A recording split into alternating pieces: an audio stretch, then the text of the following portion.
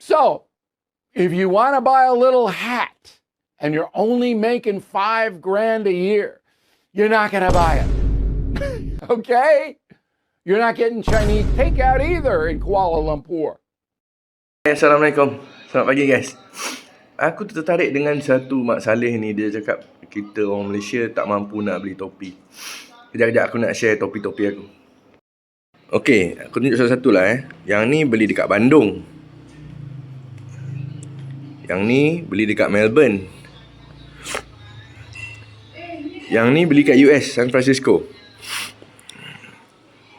Yang ni beli dekat Langkawi. Yang ni beli kat Vietnam. Yang ni beli dekat Paris. Yang ni dekat Turki, Istanbul. Yang ni dekat Perth. Ni bukan pasar malam punya topi semua. Yang ni dekat Vietnam juga, Ho Chi Minh City.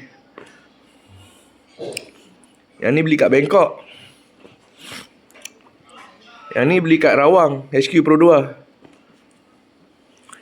Yang ni beli dekat Kuching. Yang ni beli kat Saigon.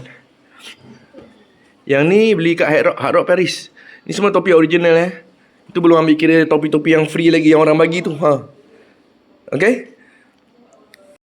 So aku tak faham lah kenapa Mak Saleh tu cakap kita tak mampu nak beli topi. Okay, bye. Selamat pagi semua.